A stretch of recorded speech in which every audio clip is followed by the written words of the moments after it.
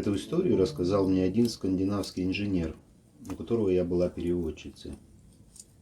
Он приехал в Россию по делам какого-то большого международного проекта. 2 недели мы с ним мотались по городам и весям моей необъятной родины. И, надо признаться, порядочно утомились. За всю поездку Ларс ни разу не выразил ни малейшего неудовольствия ни в чем. Хотя бывало и транспорт у нас ломался, и графики летели к черту, и покушать было некогда и нечего, и спали урывками, плюс много всякой бюрократической прелести, которую так любезно предоставляют нам наши чиновники. Но Ларс выдержал все. Он довел дело до конца, разрулил сложнейший конфликт между участниками проекта, не сказав при этом ни одного грубого слова, и даже почти всех помирил. Выдержка у него была отменная. Со мной он вел себя как истинный джентльмен и ни на секунду не забывал, что переводчик тоже живой человек, а не какая-нибудь там машина с винтиками. Глядя на него, мне невольно вспоминались слова классика. Интеллигентный человек интеллигентен во всем. В последний вечер перед его отъездом мы посидели в гостиничном номере, он немного расслабился и случайно обмолвился, что очень жалеет, что не доехал до Сибири. На мои вытаращенные глаза с немым вопросом, а при чем тут, собственно, Сибирь, он рассказал эту историю. Итак, это было в начале 90-х. Я тогда в первый раз приехал в Россию. Тоже по делам одного проекта. Тогда все ездили, кому не лень было. Страна богатая, везде неразбериха, возможностей много.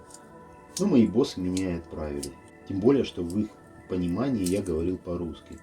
То есть знал, может, слов 30 и несколько предложений из разряда «колко стоит».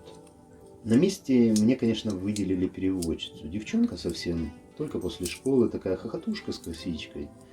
Работать пошла, чтобы семье помочь прокормиться. Но толковая, язык знала как родной и переводила как профессионал.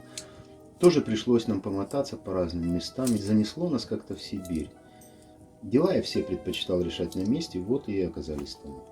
Я пашу с утра до ночи, смотрю, а девочка моя притихла.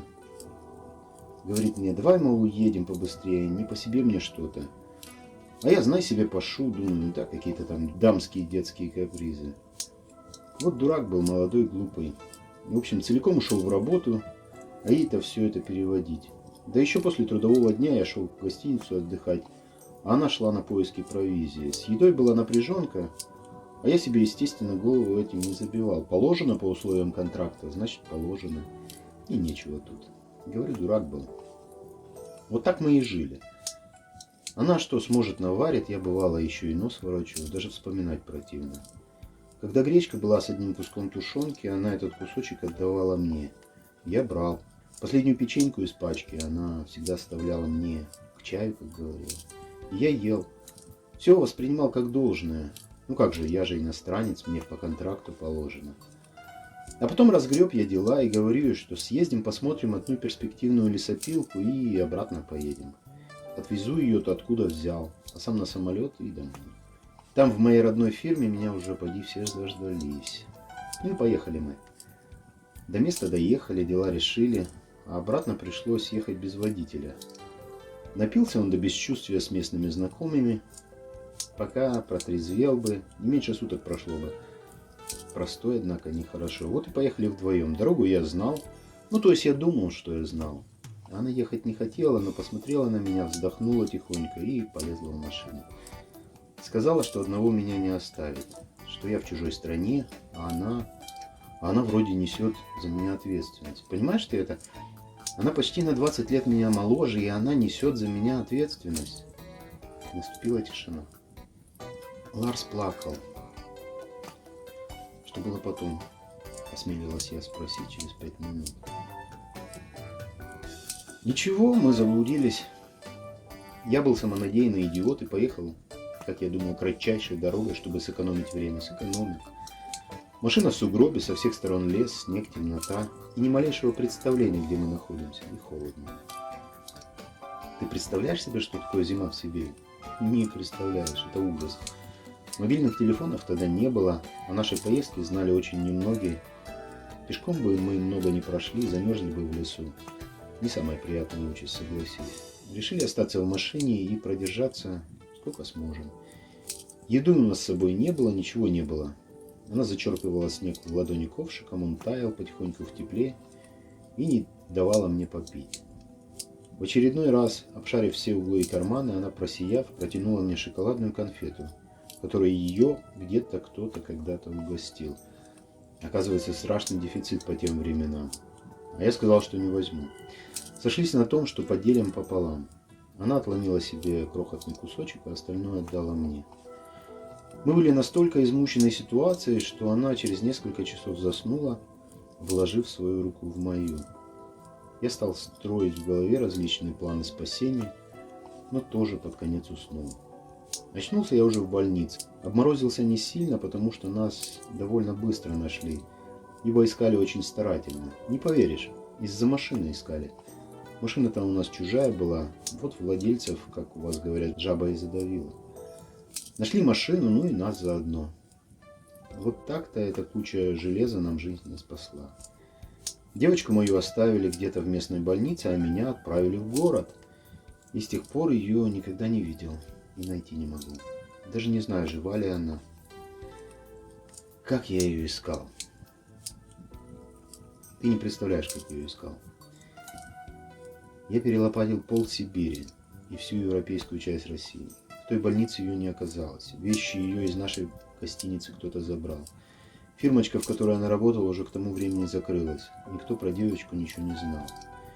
Я не знал, где она живет, не знал даты рождения. Фамилия у нее была самая распространенная по всей территории бывшего СССР. Я ее не нашел. От нее на память осталась только та самая шоколадная конфета. Она была в кармане моей куртки, которую я получил обратно, выписываясь из больницы. Вот такая вот история.